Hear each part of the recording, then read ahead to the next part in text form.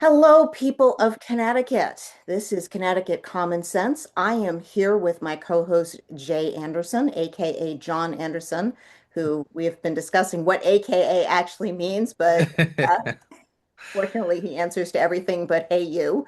Um, Potentially not true. He might answer to that I too. might, I probably would answer to Yeah. So that. we are here with our delightful guest, Beth Lopez, and today we are talking about women and self-defense because Beth has been doing Krav Maga for 25 years. She has some skills in this area, and Jay is here to keep us from getting too far into the weeds because I too have some experience in martial arts. So, Well, Beth, why good. don't you tell us a little bit about let's start with telling us a little bit about your history and how did you get started in Krav? Why Krav? And maybe explain a little bit what Krav is, because a lot of people haven't heard of this particular martial art. Most people have heard of karate.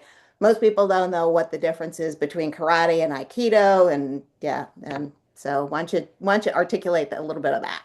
So Krav Maga was developed by the Israeli Defense Forces. It was a system that was developed to be simple, and it was developed to really be for weaker people, not just those that are really strong.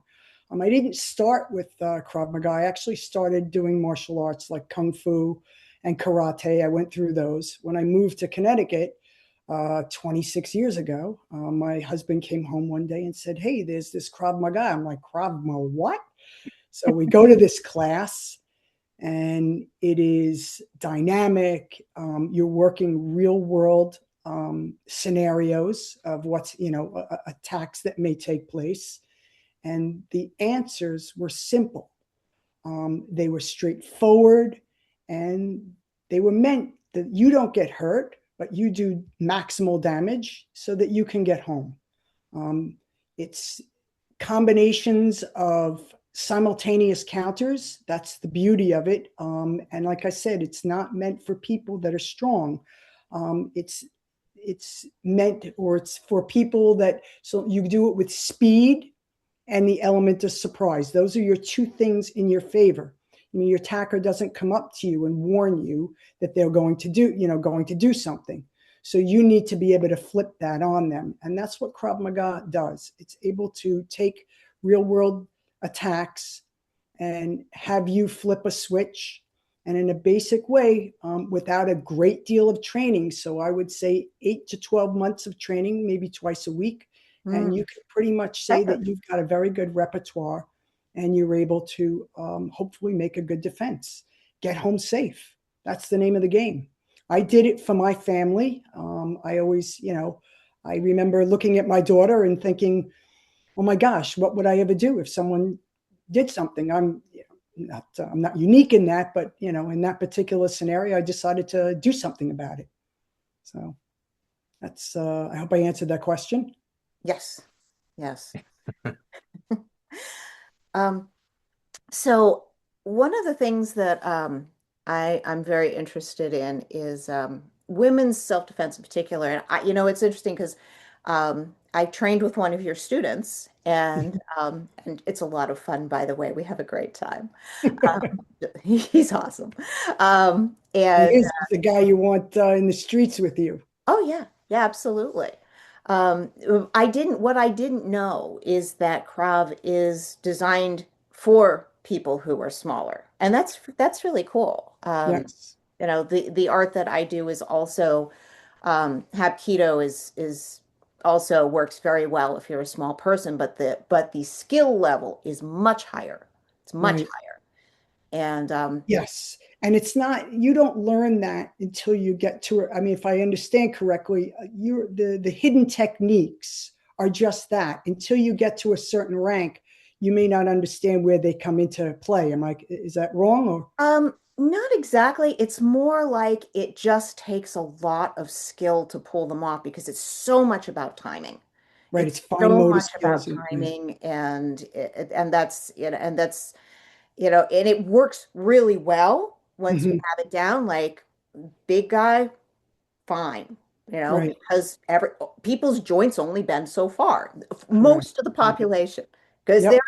there is a certain percentage of the population that has rubber joints. Hmm. And usually they don't realize that that's a problem until it's a problem. So, because their pain levels just aren't that. It's like, oh, I can touch my finger down to my forearm and it's fun. It's like, Right. yeah, and if we go a little bit further, that's going to be broken. The fact that you can't feel it, but Right. Doesn't mean that it goes that far.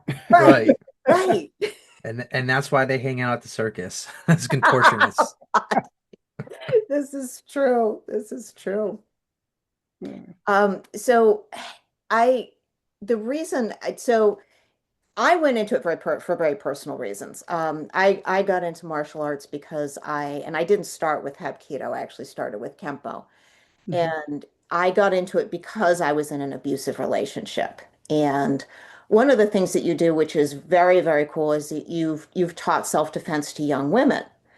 And, personally, I think I think that all young women should learn something of that. And honestly, I think all women should have some form of self-defense available to them.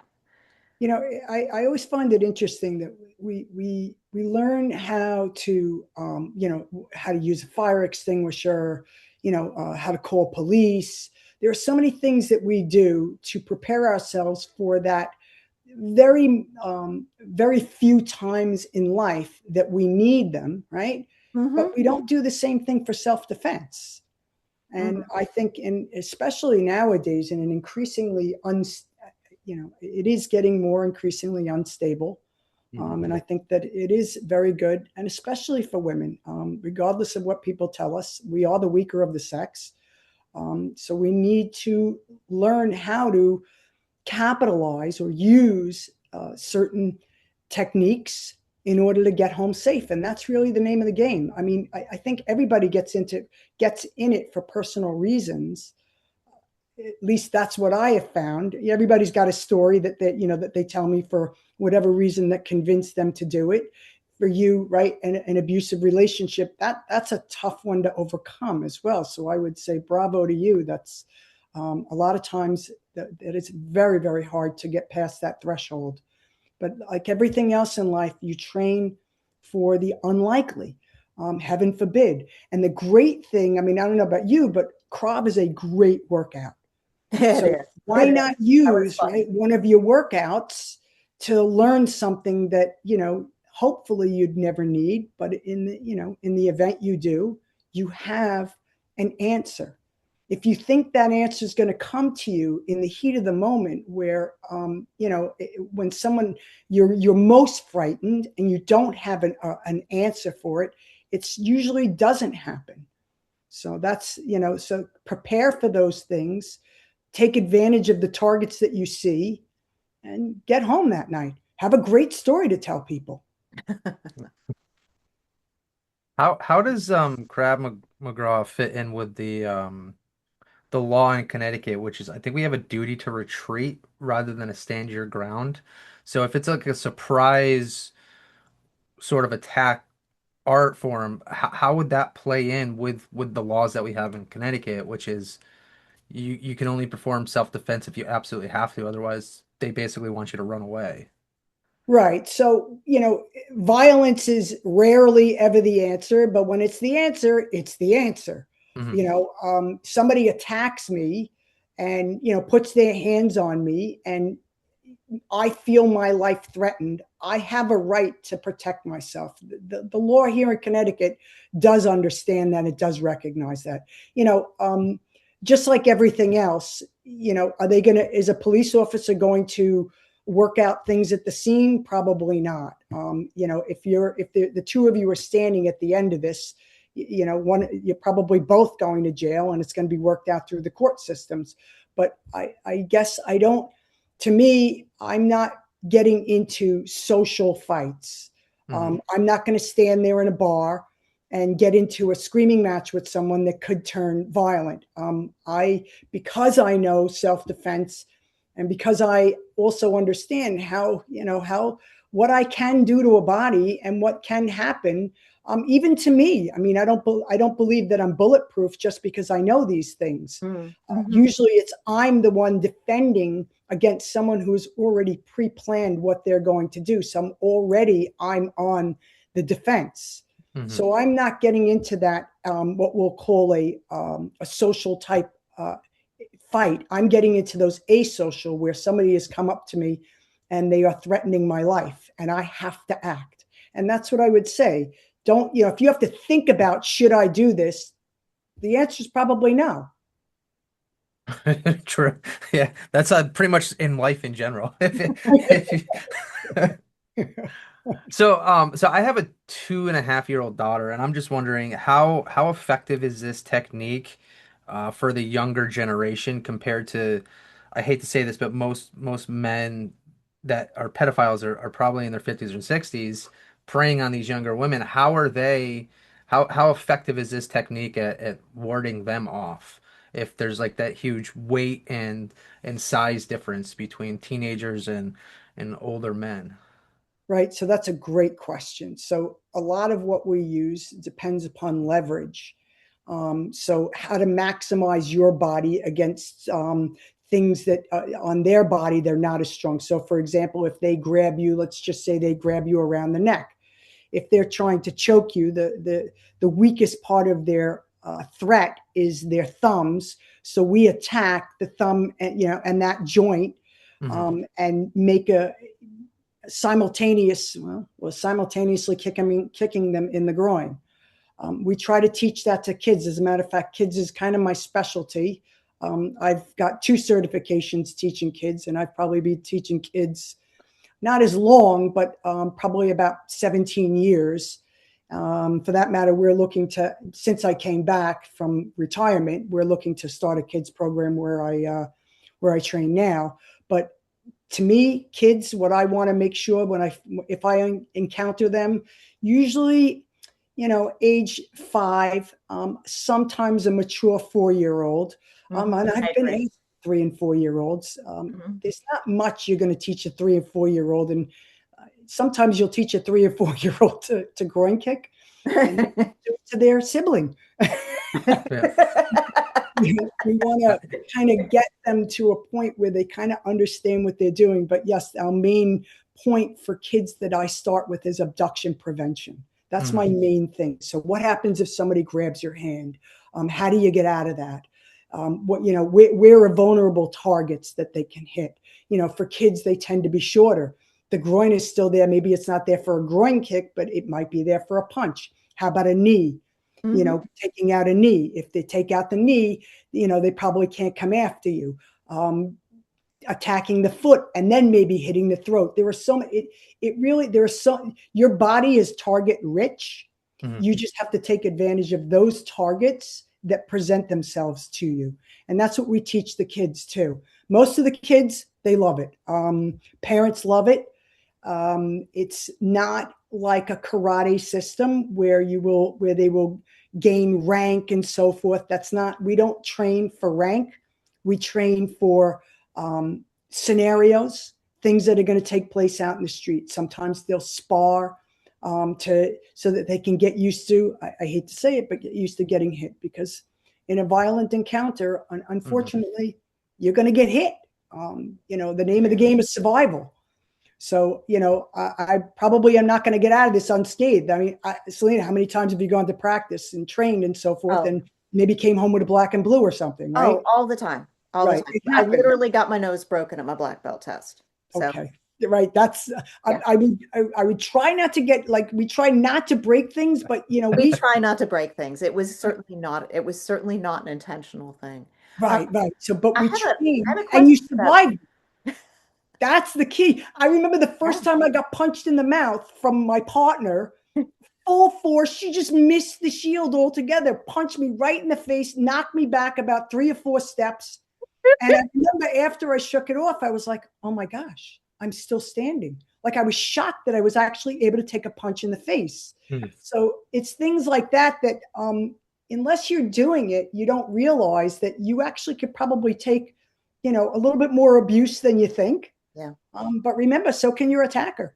Yeah. And this is a really important point. One of the things that frustrates the heck out of me is when I'm looking at women who are really angry and feeling like it's like the girl boss thing.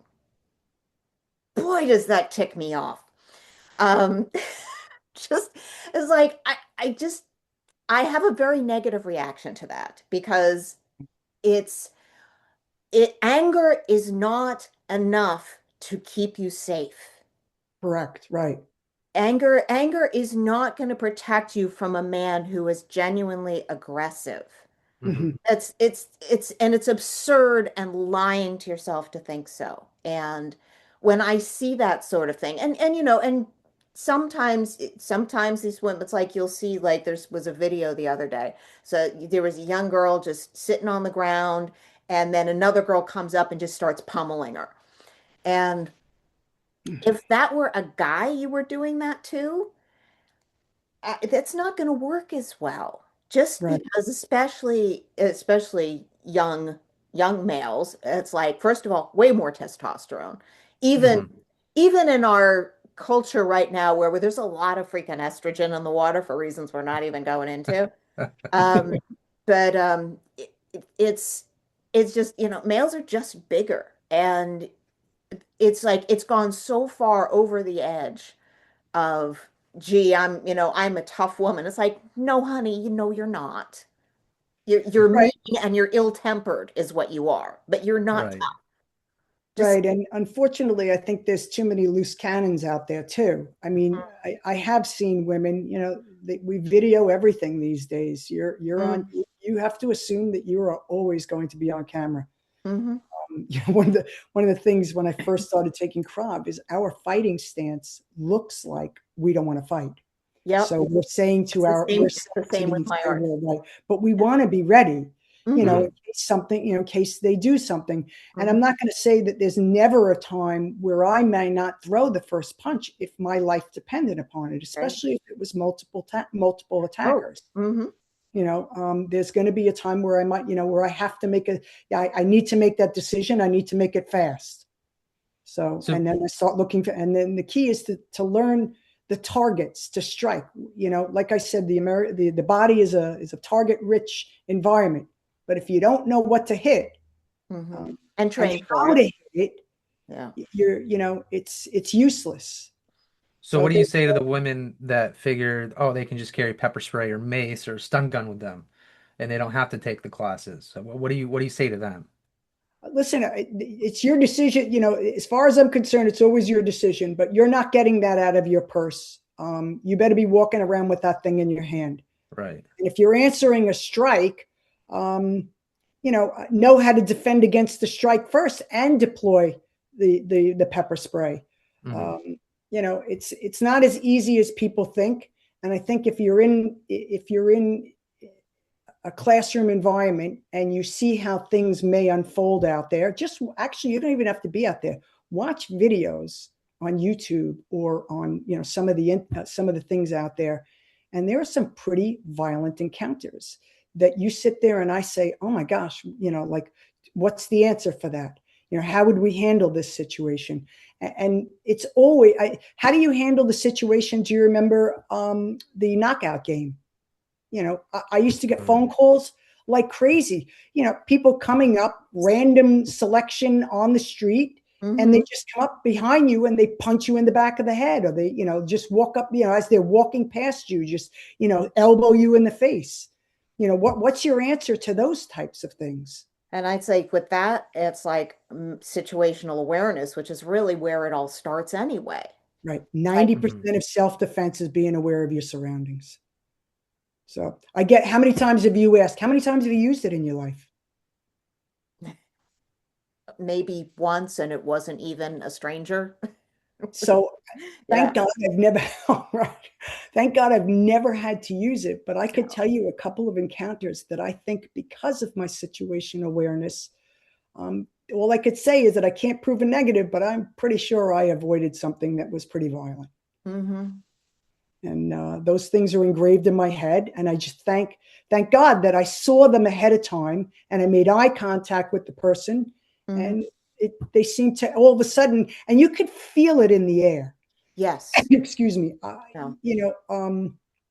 the one scenario I was talking about, I was walking down a street. I was actually in Israel. I was walking down the street, and we were the last, my friend and I were the last two. And I just turned and I looked at her and I saw a van pull up to the street Mm-hmm. and pull over. And I saw the door slide open and I Ooh. saw this guy reach down, grabbing for something. And the Mm-hmm. two of us locked eyes. Uh-huh. And you would think, okay, you know, what the first thought in my mind was, I'm dead. That was the thought that crossed my mind. Now, these are not usual thoughts that come through my mind. This thought was, I'm dead. The Mhm. reason was it was too far. It was greater than like 25 feet. So I Mm-hmm. wasn't going to be able to close the distance in order to prevent the attack from happening, if he was, especially if it was armed, with a gun, I should say, right? I was going to get shot. But we locked eyes. Mm-hmm. And all of a sudden, he just, whatever was in his hand, I saw him drop it. He motioned for the driver to go ahead, closed the van door, and they pulled off. And I just turned to my friend next to me. I was like, did you see that? Uh-huh. Nobody saw a thing. And it felt like it happened over minutes, where it was probably only about 5-10 seconds at the most that this entire encounter took place. Mm-hmm. 2 weeks later, the knife intifada started. Wow. So did I avoid an attack because I made eye contact with this Mm-hmm. person and I spoiled his element of surprise? Mm-hmm. You know, I'll never know, but till this day, I honestly believe I did.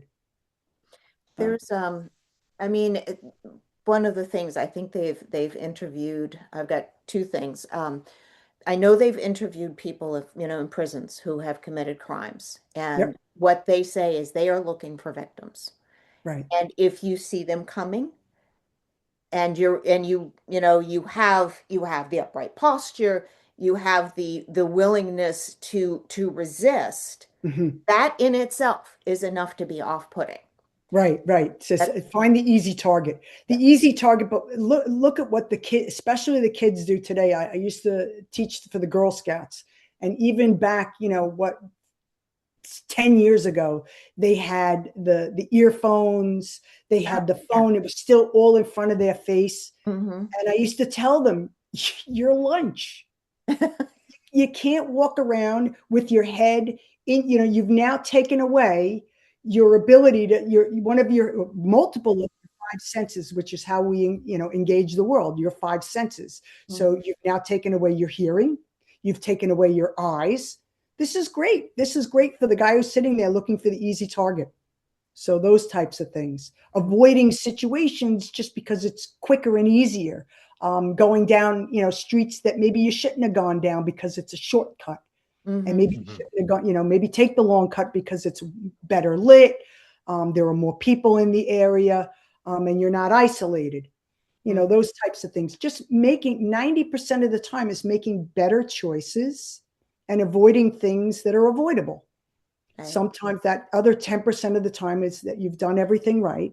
And unfortunately, it's their determination and you're the target. So that's when you have to meet violence with violence. It's not going to be a talking conversation. So that's, I always start off with say when when we're doing chokes, I put, we'll choke each other and not, we'll put our hands on each other. And I'm With like, okay, we control, have the with time for control. a conversation. We don't actually do it to each other.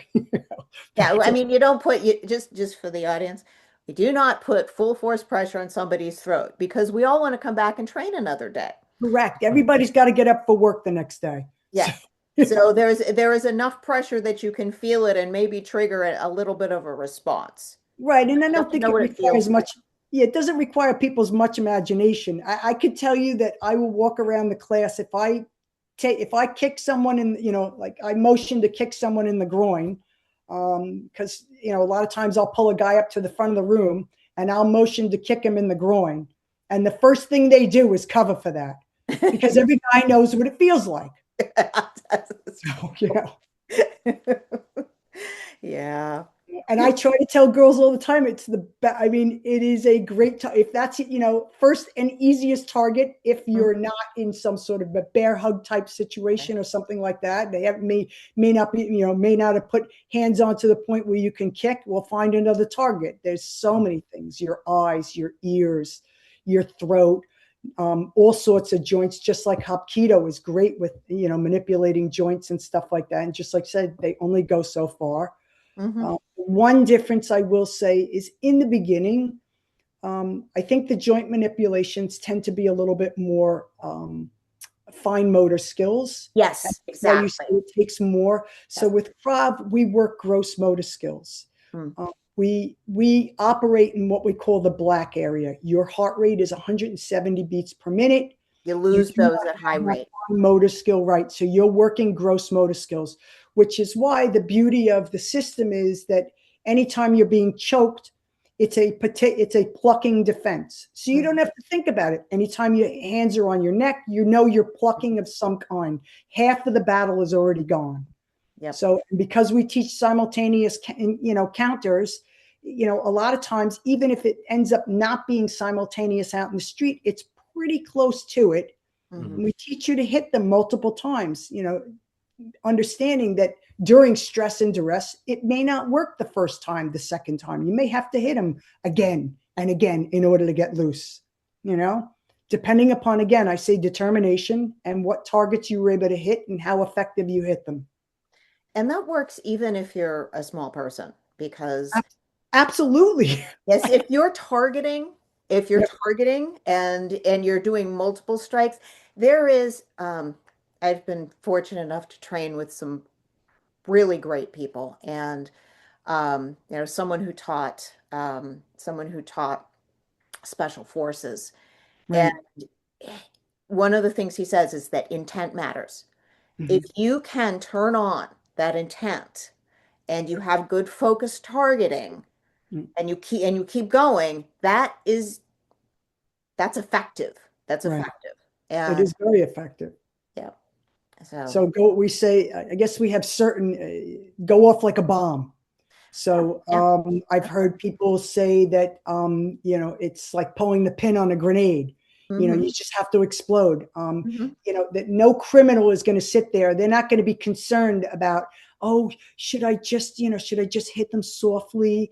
What if I just hit them this much? No, Mhm. they're looking to inflict damage, Hmm. and it's uncomfortable, and it doesn't make you a criminal to do the same back to them. For that matter, I guess one of my scenarios, that I don't know if you've ever read, "When Violence is the Answer" by Tim Larkin. Haven't read that one. So Haven't it's read an that one. excellent book. I would say that, and The Gift of Fear are the two books I that I would. love The Gift of Fear. That's Gift of Fear was Kevin DeBaker. right. It's And great. does it read like it reads like a novel. I Hmm. mean, there is nothing boring about it. And he gives you very good tools to think about, and how to avoid certain, the language that's out there. How many women are lured into certain things? The Gift of Fear was great for that. Tim Larkin covers it from a little bit of a different angle. He's special forces too, but his clients were more everyday clients Hmm. that went out there. And just to give you, because I don't have it really memorized, and he says it so much better than me. But he talks about a woman. She's at her. She's staying home for the night, so she's cooking and cleaning at the counter and so forth. She's got a baby that's she put upstairs to sleep, and she's just cleaning up. But she'd forgotten she left the back door open, and a guy came into the house and just grabbed her. She the first thought in her mind, besides, oh my gosh, how did this happen or so forth, was my baby. So she wanted to fight. She reached around, grabbed, and gouged the guy's face. Okay. Broke free for a second, but he got mad at the face gouging, grabbed the knife that was on the counter, and stabbed her in the neck. End of that scenario. Right. Not a great story. And what do we think of that guy? He's a piece of, like, put him Mhm. away for the rest of his life. Society's a better thing without him. How could, criminals like that don't belong out there. But now take that same scenario. She's standing at the counter. Guy comes up behind her, same thoughts and stuff through her head. She turns around and races for the ideas in her head, sees the knife on the counter, grabs the knife, stabs him in the neck, and he bleeds out. So is she now the same criminal? Right? I mean, she just turned everything on him. Does this make her a bad person? Most people would say not. And that's where I would say violence is the answer. Absolutely. Yeah. And she So met the violence. She met the same amount of violence, if you will, that he was going to, that he was going to inflict on her. eye for an eye before the eye could take the eye, Right, essentially. right. Well, right. Yeah. So Measure- I'm gonna share some statistics. Just give me a second, because I Sure. think this is important for women to understand. 1 in 5 women in the United States experienced completed or attempted rape during their lifetime. That is 20% of women Mm. in this country. I don't, can you here we go. Uh, Only about 25% in the US of men have experienced some form of sexual violence in their lifetime. 81% of women nationwide have reported some sort of sexual harassment and or assault in their lifetime. That is over 4 out of every 5 women. So this isn't speaking to a minority group of people that need to take some sort of self-defense here. 1 in 3 female victims of completed or attempted rape experienced it for the first time between the ages of 11 and 17, which is Really? what I was referencing with the teenagers. Hmm. 1 in 4 male victims of completed or attempted rape first experienced it between the same ages. So it's definitely higher for women in that age group than it is for men, but that doesn't absolve men from having to also consider appropriate actions from a self-defense standpoint.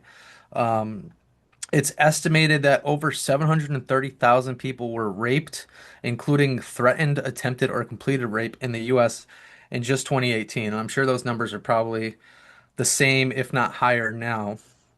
Are those just what's reported? That's just what's reported. It does say an estimated, but they're estimating it probably based off of a statistical variance. 40% of rapes and sexual assaults were reported to police in 2017, but only about 25% were reported to police in 2018. So Mm, that means that people are trusting the police less and less, or mm, they're just afraid to go public with their sexual assaults. right. The prevalence of false reporting for sexual assault crimes is low. It's only between 2 and 10%. And I know this is a big one because men feel that they will be quote unquote me too'd, which is why so many men that are of the Gen Z and even younger millennials are afraid to approach women now because they're afraid of the reaction's going to be. Again, not absolving them. I think a lot of people just don't look into the facts or the stats. Right. Almost 1 in 4 undergraduate women, this would be in college, experience sexual assault or misconduct at 33 of the nation's major universities. So it's not isolated, right? This is national. It's going on whether you are a teenager or whether you're in college. Women Mm. are being targeted, same as men. However, men aren't as likely to get attacked as women, but they still do get attacked. About half of female victims of rape reported being raped by an intimate partner and 40.8% by an acquaintance.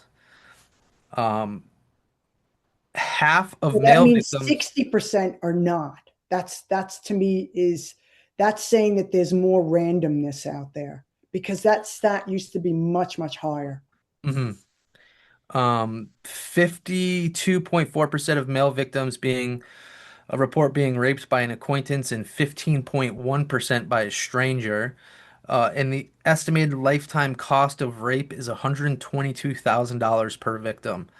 Um, Not sure what that last fact has to do with anything, Well, to be honest. I think I mean, they're talking about the emotional consequences, and Mhm, I'm going to talk about that a little bit because, um, you know, I think, part of the reason why I ended up in an abusive relationship is because I had I had traumatic experiences with my father, and it's, that lays something on you, and it does things in your head that mean that you're not going to function as well in the world as you would if that hadn't happened.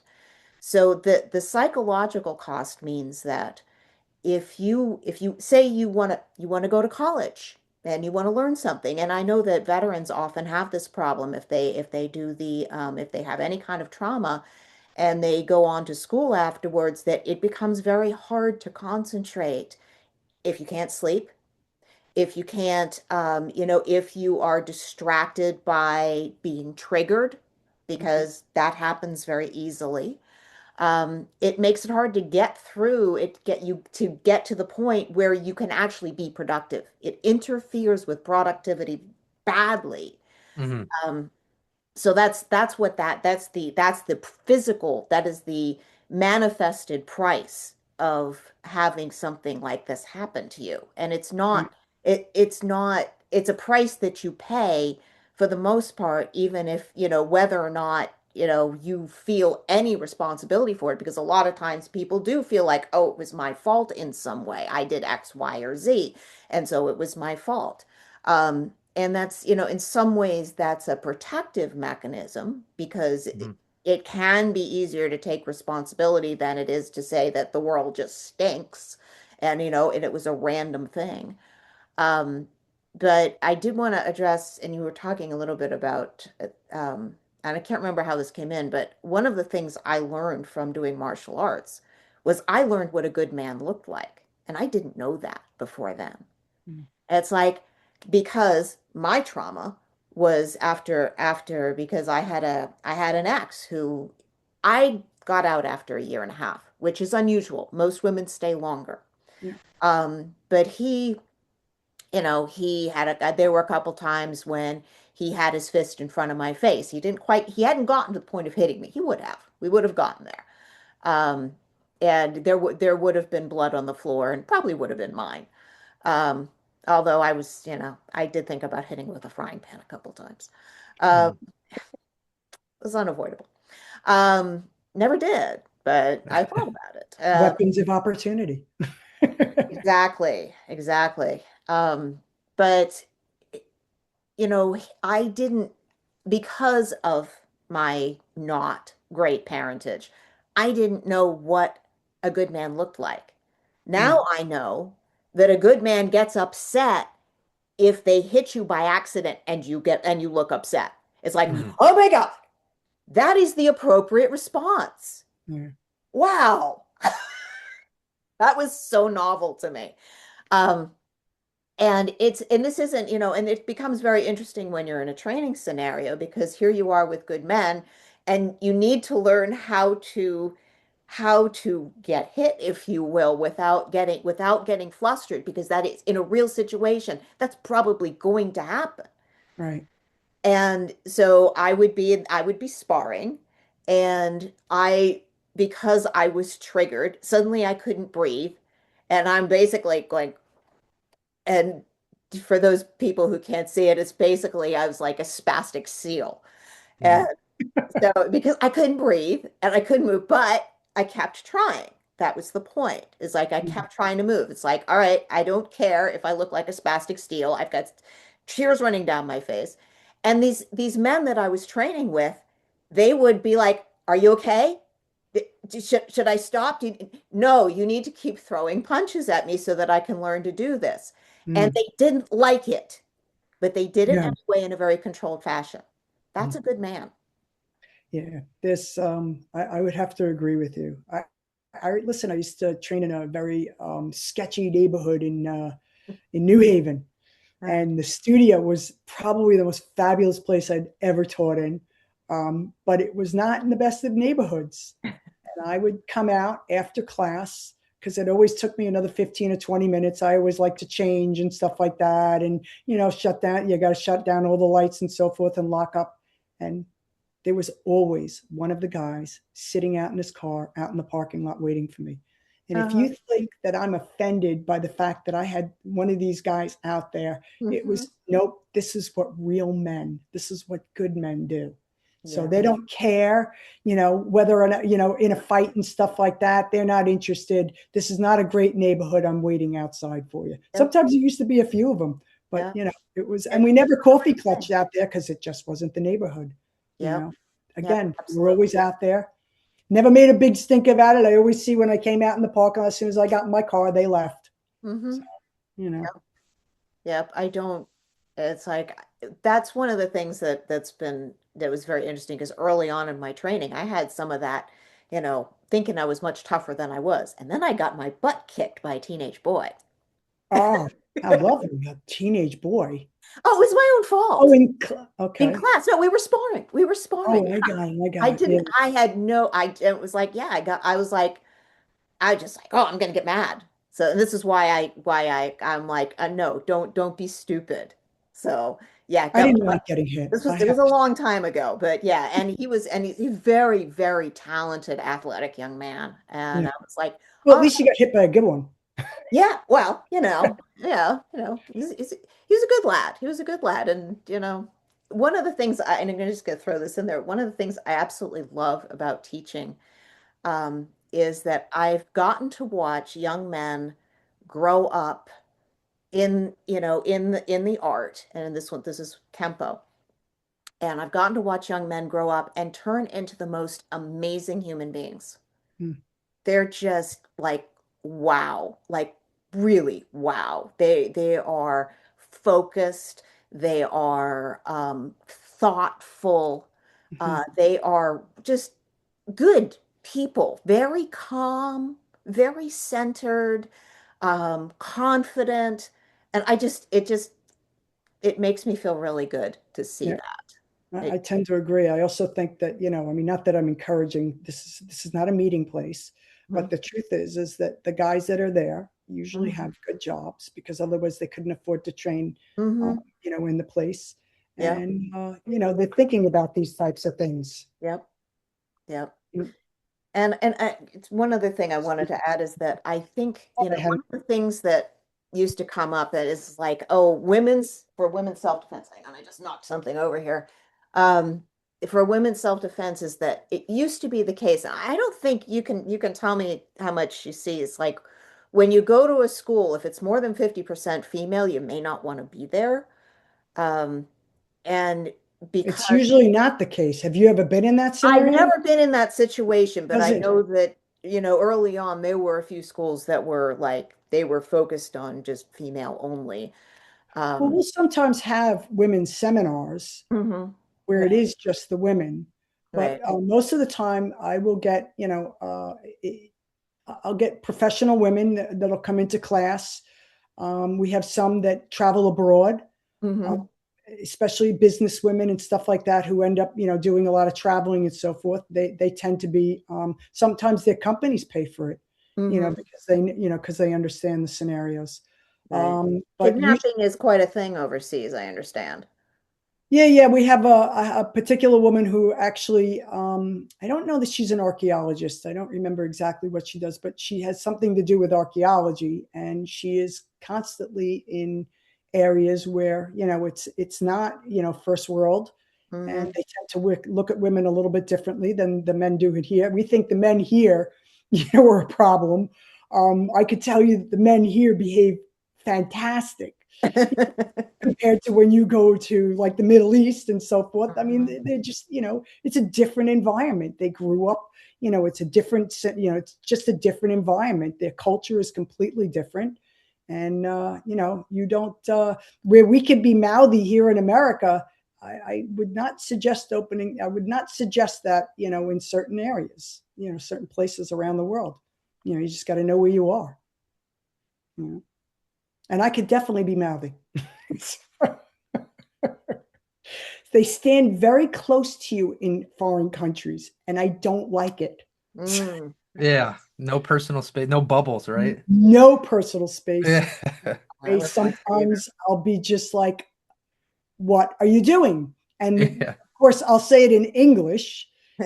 Most of the time, thank goodness, I've never had them, look anything more than puzzled at me because Mhm. they don't know that they're even in my, they have no Right. idea we have this personal space type of thing. Yeah, But I have a hard time with it that. makes right. I have Well, a it's big bubble. right. Yeah. That's what I want. I want you can't protect you can't protect yourself if they're standing on if you could feel their breath on your neck. Yeah. Yeah.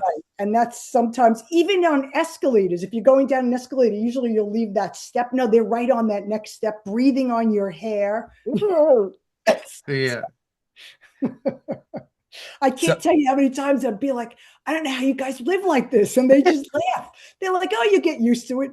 I'm like, Oh, oh, right. It'll probably take you a few years to get used to. Yeah, yeah, okay.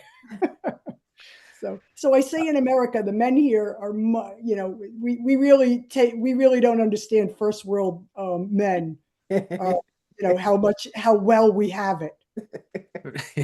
Mm. true. Although not all of the men in this country Well, seem right. to. Sure. That's always I tell most of the time when you relate, especially when I teach young girls, I'll teach them, like their dad. Mhm. Most of the time their dad is the safe guy, right? You want them to be just, that's the guy. You're not protecting against that guy.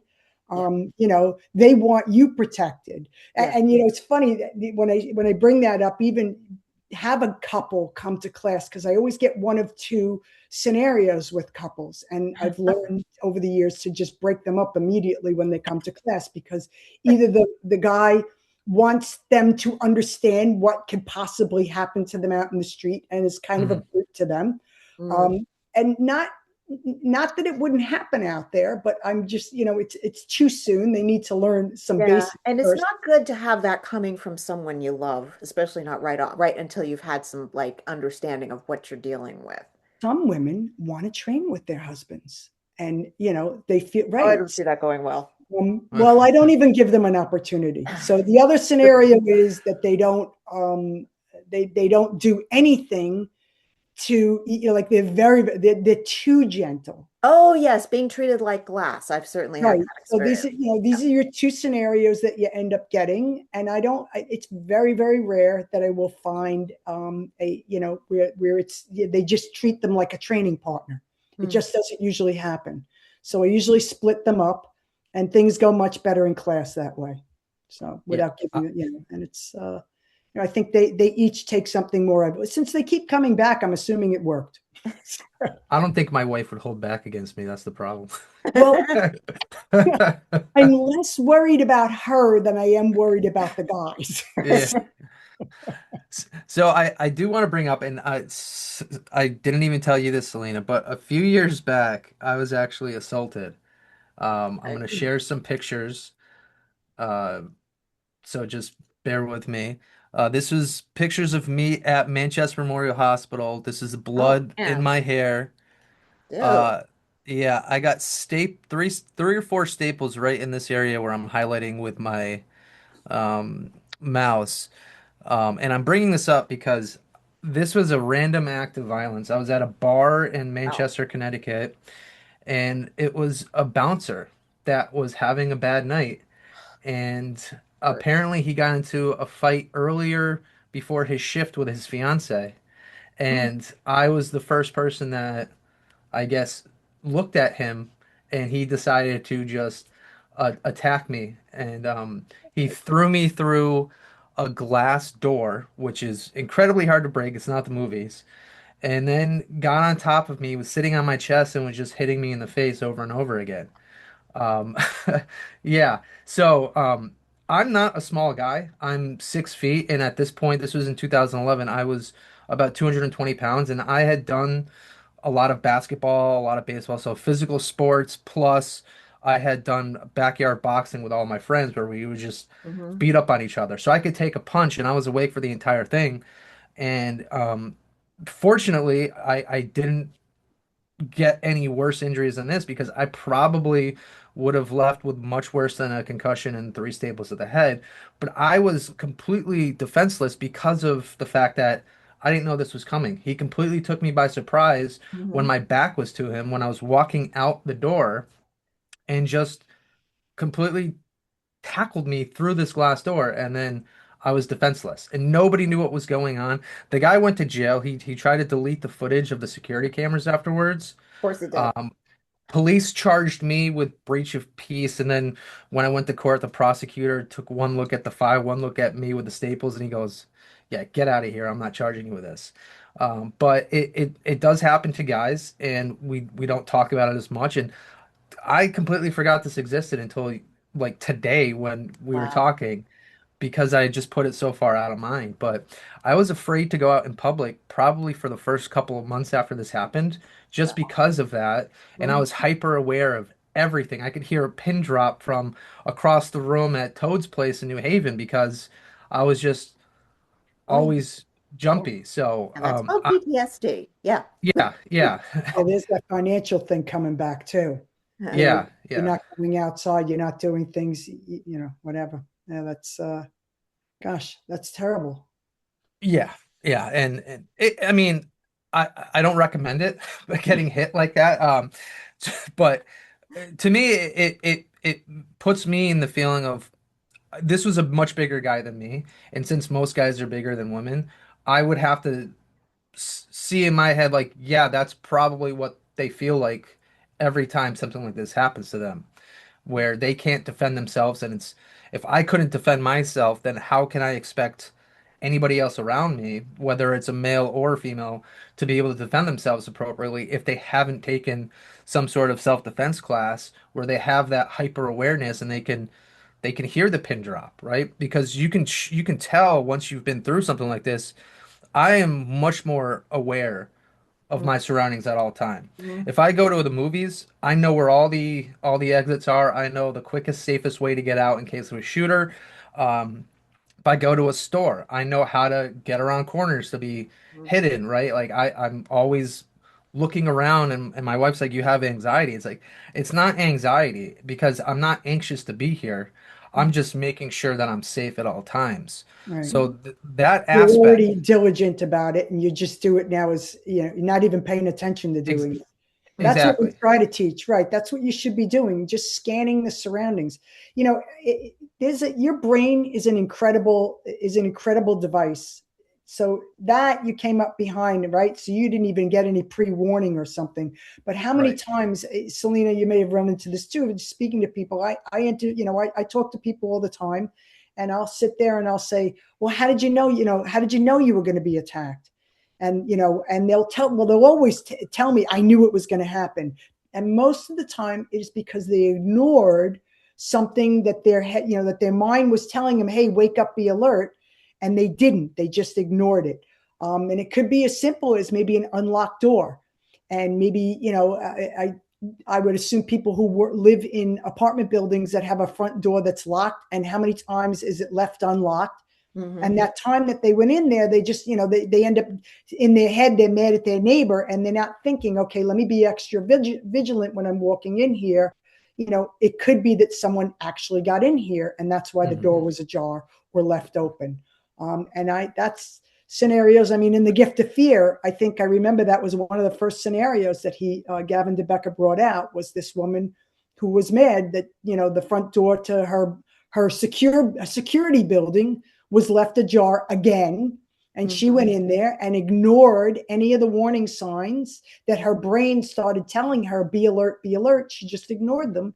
Mhm. And thank God she got out alive, but not unscathed. Yeah. So, it's just like you said. I tell people, I don't want you walking around, making yourself crazy. But if you start scanning your environment, opening Mhm. up, look out, look straight ahead, and then see what you see peripherally. That's what your mind is picking up. Your brain is a remarkable device. And if Yeah. you just leave it and don't ignore the signals it's sending you, you'd probably be much, much better off. Yeah, yeah. And I think that the worst part is when people say, "Well, what did you do to provoke the attack?" Because I was asked that. Somebody legitimately said, "Well, what did you do Right. to provoke it?" And it's like I didn't do anything. If I was provoking a fight, I think I would have been in a position where I could fight back because I'm Mhm. expecting that.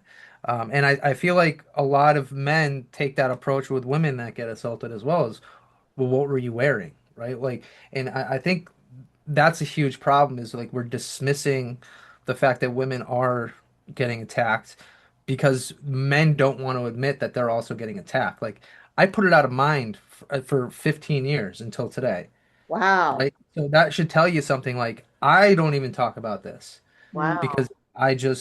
I tried not to remember it. So if that's the stance that men take where we just think just shut up because you're going to get made fun of or you're going to get questioned. then it's not fair for us to treat women in a manner where they should take the blame for any of this.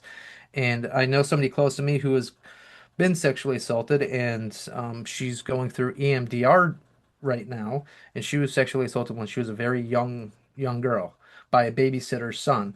So is now in her 30s going through this EMDR for something that happened 20 plus years ago, and her therapist suggested that she takes a self-defense class, like a kickboxing class, Mm. to help with not only the therapy, but to kind of put herself in a better position where she feels much more confident going out in public, and not worrying about men attacking her.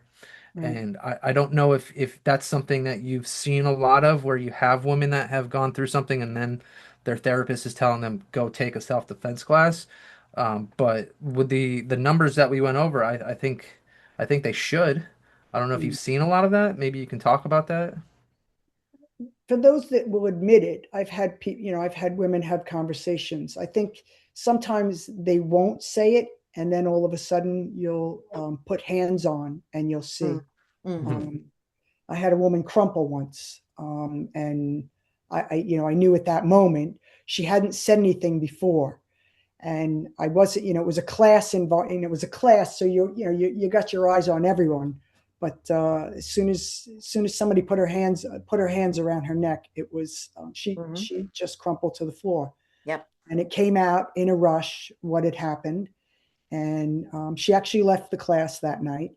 But she did have the courage. She did come back again, but it took some time to get over having somebody's hands on her. Hmm. Oh yeah. So, we just Definitely does. worked things until she was ready to have that. We worked, a lot of it is, we're doing punches and kicks and things like that. We're doing lots of drills. So again, we're trying to stress your body so to attack those five senses of yours so that, heaven forbid, in those times of, when you need it, you've already been stress tested. So, you're already now more relaxed and able to handle those things and use your tools better, if you will. But Hmm. it does. It's I get you get all different types. And let me just tell you, for those out there that enjoy working out, punching things is very satisfying. Yes, it is. I agree. Absolutely agree. Yeah. Throwing people on the ground is a lot of fun too. Yeah, yeah. So Yeah. again, It's I wicked mean, fun. it, It is sometimes wicked I feel fun. like I might be too old. I don't know how you're getting thrown on the ground. I sit there and I think about break falls and stuff like that. I'm like, no, my back. Well, I've got a couple of secrets. First of all, it doesn't hurt that I learned break falls when I was younger. I can't do an air fall. That was too late. They say don't try and learn that over 40. Yeah. And I tried, but it was like, no, we're not going to do that. But everything else is fine. So you're What's talking about what's a the hip break throw fall? or something like Okay, a that? break fall is when you're literally you're falling on the ground and you do something called slapping out, which means you land in a specific way and you hit the ground and you make sure that you have to, it's a habit. You tuck your head so your head doesn't bounce Hmm. off the ground because if you're unconscious, you can't defend yourself, Right. and Right. that's pretty important. Right. It's Um, the best way to not get hurt. It's not that it's not going to hurt. It doesn't right. feel great, Yeah. but you do it enough, and believe it or not, you build up a sort of a resistance to it. Yeah, and I think it's actually really good for bone structure because you're getting bones build from impact, from compression. And so, it helps that I've been doing this, but it is possible to learn it later. I have a couple of my students when I travel back and forth in Kempo, is one of the women, she started in her 70s. And Mm. she has her limitations, but she's got a blue belt Kempo and she's Nice. good. She's getting really good. And And what, you're not going to get attacked at 70? yeah, Right. seriously. Well, I mean, it's like that yeah, it's risk not starts to age. go up Right. as you get older because Right. If you're like right, and I have to tell you, as I've been training and teaching, or I've been teaching for 25 years. I've actually trained before that, but I've trained all through it. I mean, it is an impact type of training that we do. And I have to tell you, it just takes time. for your body to get used to these things. And I just think it end up being better. Yep. Yep. And chiropractic is good too. Chiropractors don't hurt. I have a great physical therapist. Yeah. Yeah. It's funny. Most of my injuries are not from Krav. So that's the funny Yeah. part. Yeah. Ditto. Most of my injuries are from weightlifting. You lifted a weight, you were in a rush one day, you had to get that last couple of reps in, you did, and you lifted the wrong way. I Yeah. can't even tell you my injuries that I got, through the years. Like I said, most of them, I've gotten a couple through Krav, but most of my injuries, my neck and so forth, had nothing to do with Krav Maga. I wanted to come back to that emotional piece a little bit.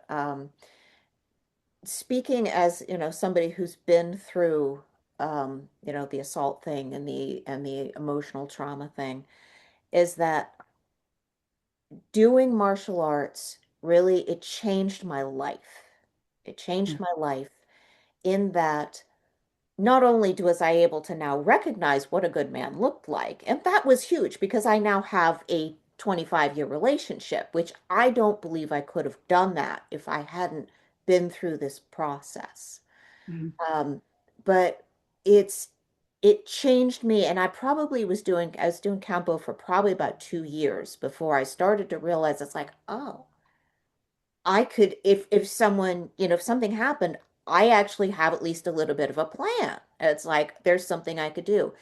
And it's more than it's the muscle memory.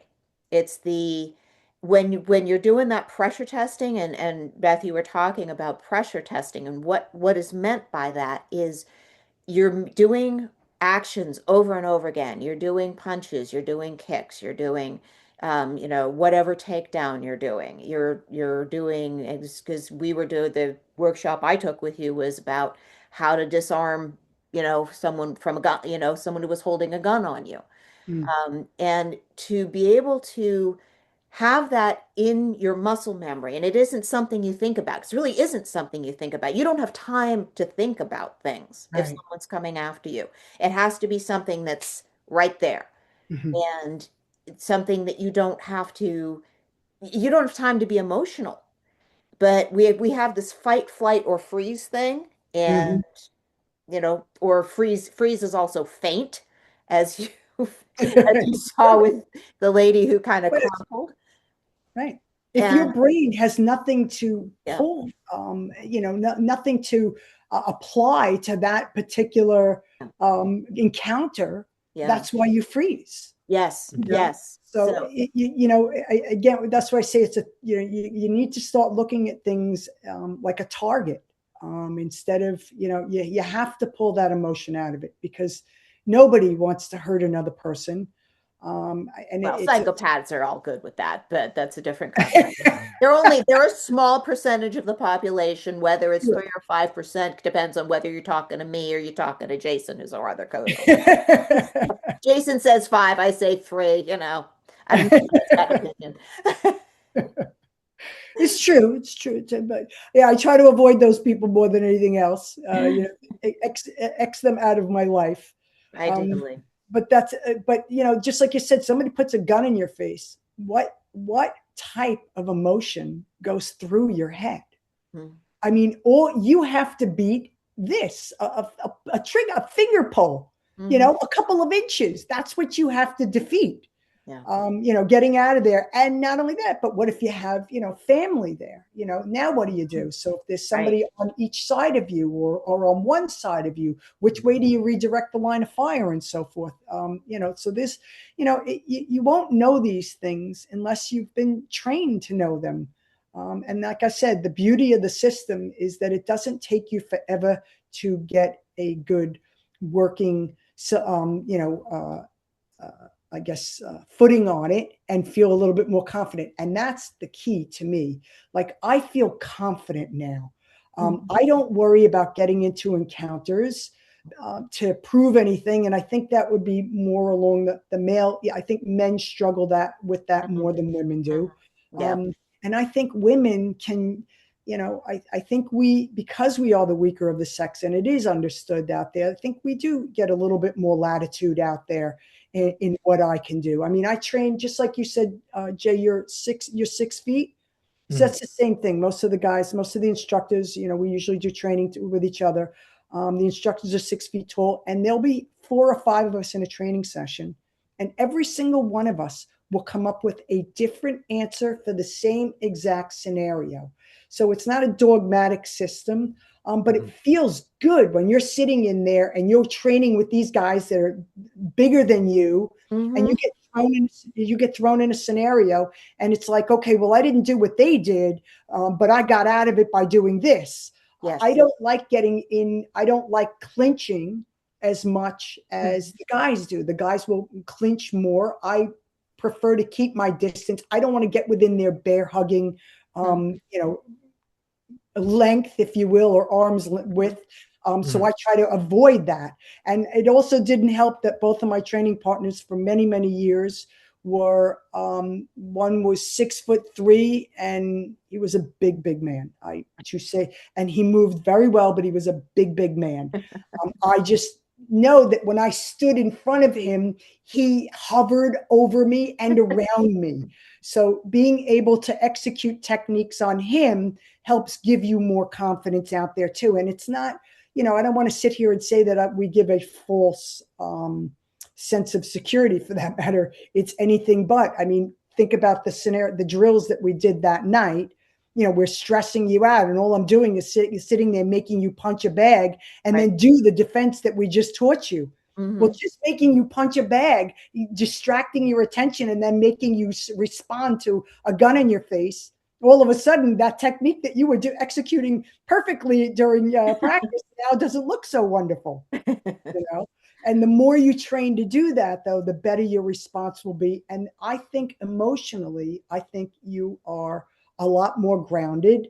You tend to avoid things, understanding what could, potentially go wrong, and that I'm not invincible just because I know this really cool Krav move. You Mhm. know, Right. right. So, and we do try, we do try to make sure, check your ego in at the door, because this is not about that. This is about learning to survive in a violent encounter, and coming out and getting home to the people that you love and you care about, and that love and care about you. That's my main, that's my main focus. Yep. Let's get everybody home. So Right. I've got one more question, and then we'll probably wrap it up. So, one of the options that women have is we have, there are firearms. Guns exist, Mhm. and guns can be a very, very useful tool for someone who is smaller. Now, Mhm. I would like you to make a little bit of a comparison about why one might want to do a gun or why one might want to train with both. So when you say train with both, I think it is important. So listen, there are people out there that no matter what, you're not going to convince them to Mhm. carry a firearm. Yep. Yep. So for those people, I think that's not the conversation for people who do want to carry a firearm. Hmm. I think it is important to do all the types of training, just like you're doing with your self-defense, and understand that maybe getting to that weapon may not be as easy as you think. You may Right. be having to, again, defend, Hmm. maybe make a defense, and, to stop someone from striking you while you're pulling your, drawing your weapon.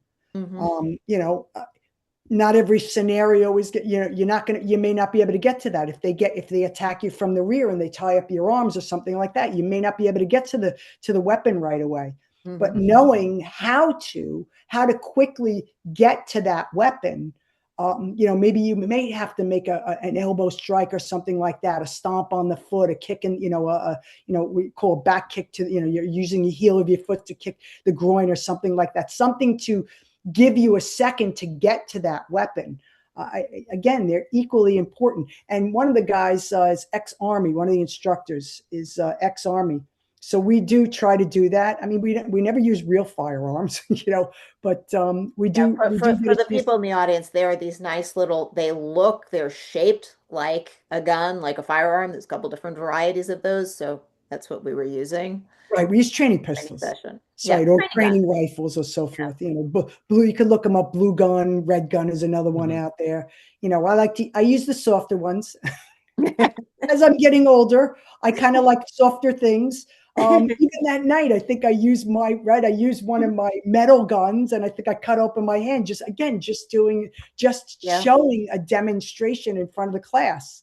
So Hmm. to give you an idea that even just demonstrating, guns have a lot of pointy and Things. sharp Oh angles yeah. and so You forth. can really hurt someone even with a training gun. So, Right, right. Well, that's to me. We which is train a why we lot. try to be careful with each other. Yes, sir. Right, right. So if you Yeah. disarm it, I like to take that thing and use it as a hammer. Right. Right. So that's everything. Every tool becomes, Eh, any one of their weapons. And I can hear after all my years of training, I can hear in my head my voice screaming, "Get it, get it, get it, get it, get that weapon." I can hear Yeah. it.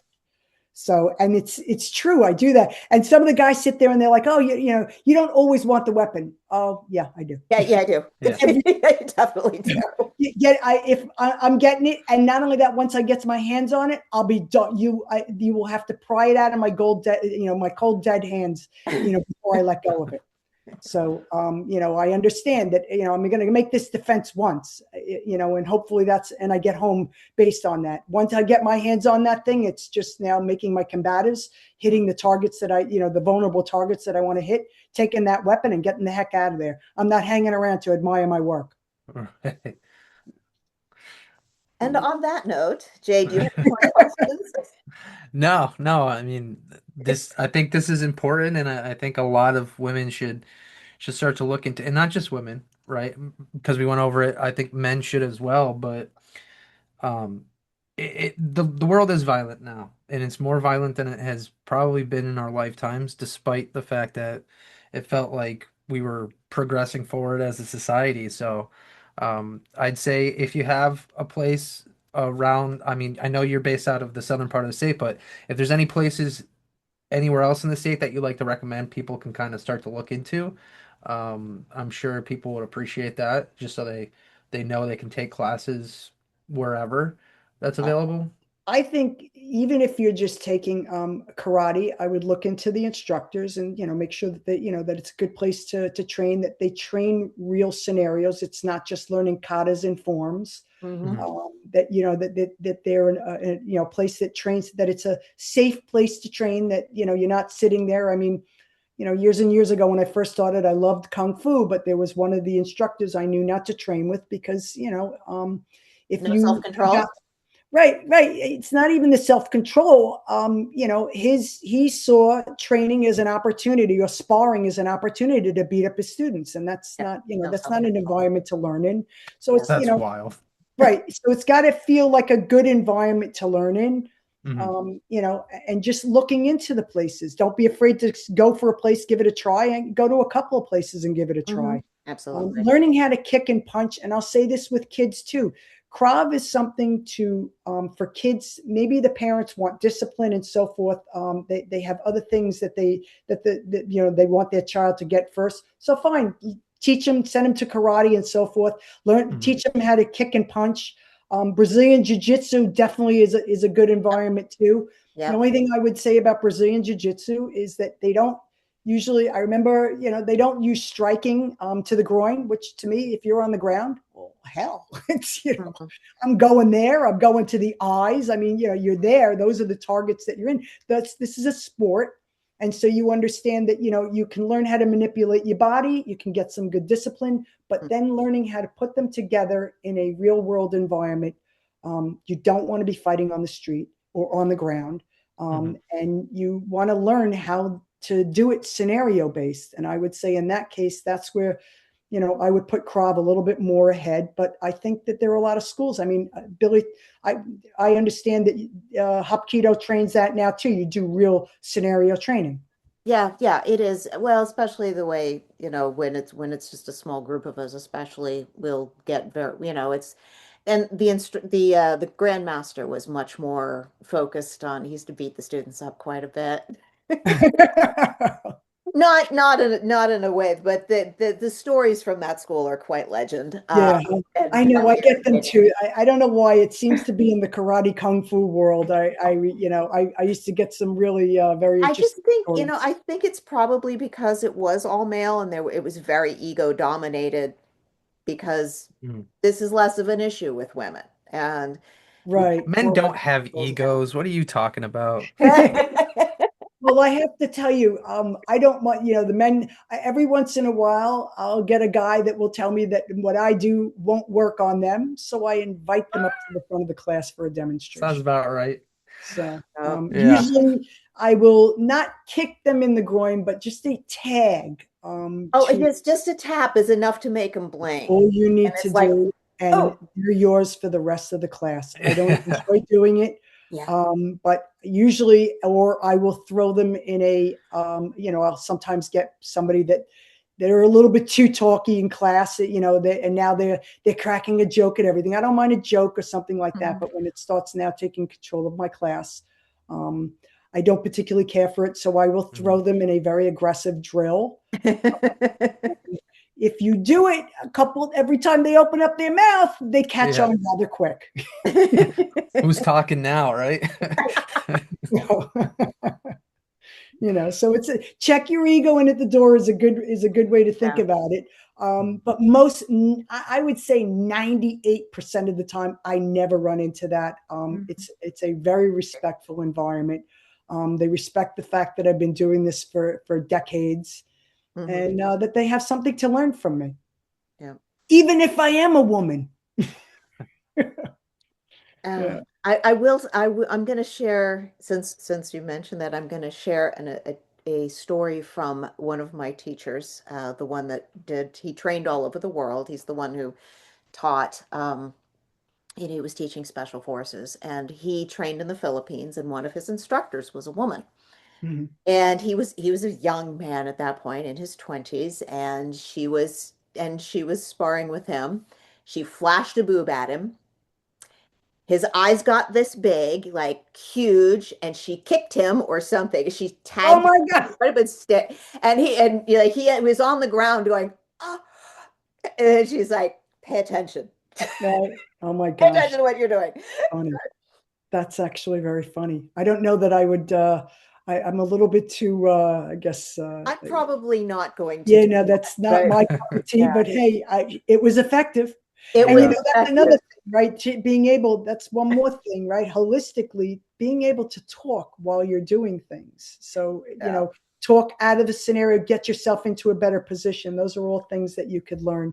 Yeah. That tools that you may not think about. Again, it's like Gus likes to put it. That's the guy that I train with. It's a holistic system. So there's whether it be weapons training or ground stand up, there's a scenario out there for everything. Mhm. Yeah. So on that Come note, and train, Jay. what? Oh, what's Come up? and train, Jay. It's kind of far for me going down to New Haven. I might have to find some place closer to me We were because trying to, I'm I was up trying to remember what town you were in. I was drawing a blank. I'm up in Tallinn, so I'm like Uh, 20 minutes from Sturbridge, Mass. uh, that's a bit Yeah, of a Wow, drive. you're really hot. You're really far up there. I know. It's up the middle of I know. nowhere, but yeah. It's actually probably kind of nice up there, huh? Yeah, it's quiet. We don't have, I shouldn't say this out loud, but we don't have police in Tallinn. We just have the state trooper barracks. So we have what's called a resident trooper because there's no crime here. It's all in the cities and towns next to us that has the crime, which is Mhm. kind of funny how that works out. You'd think that they'd want to come to the area that has no police, but that shows you how Well, smart they criminals probably are. figure most people are armed in, rural areas. Oh, People tend to be more likely to be armed. So, oh, yeah. We have a policy in town where if you've got an acre of land or more, you can set up a shooting range on your property. So, well, I know I'm going to go yeah. visit. Yeah. I have So I ca 15 acres I've yet to break in with some brass. I don't even know if you saw this. I actually have a brass burn on my face from going out and shooting on Friday. Somebody gave me this idiot gun to shoot, and the ejector port hit right in my forehead, dropped down, it's locked between my glasses Oh, and my Yeah, cheek. that is a hazard of wearing Oh, glasses. yeah. I was like, this is a stupid guy. It's one of the whatever. Somebody they did something to the gun, and it was just ridiculous. So Yeah, give me a basic gun to go out there just to defend myself. All right, I'm that's going to nice. take us out. And Yeah. hope you guys enjoyed this conversation. And I'm actually going to put Gavin DeBaker's book in the show notes. And if Beth will maybe tell me what the other one is, I'll make sure that's in there too. Tim Larkins, When Violence is the Answer. Okay, make sure that's in the show notes. This has been great. Thank you Mhm. so much. Thank And you. God bless Connecticut and God bless America. And everybody, please stay safe and go do some training because damn, it's fun. It is.